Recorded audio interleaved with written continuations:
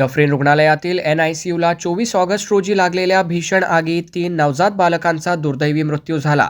या पार्श्वभूमीवर आमदार सौ सुलभाताई खोडके व विधान परिषद आमदार संजय खोडके यांनी डफरीन रुग्णालयाची पाहणी करून आरोग्य प्रशासनाशी आढावा बैठक घेतली। रुग्णसेवा सुरळीत ठेवण्यासाठी उर्वरित 2 NICU तातडीने सुरू करून सर्व आवश्यक सुविधा उपलब्ध करून घ्याव्यात अशा सूचना संजय खोडके यांनी दिल्या।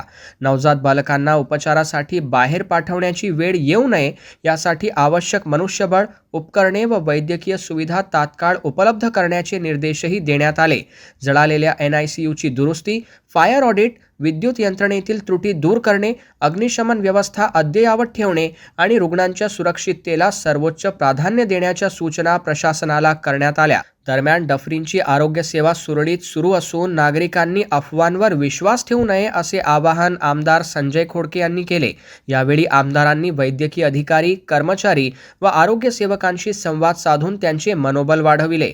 रुग्ण व नातेवाईकांच्या सुरक्षिततेसाठी प्रशासनाला पूर्ण सहकार्य करण्याचे आवाहन आमदार सौ सुलभाताई खोडके यांनी केले।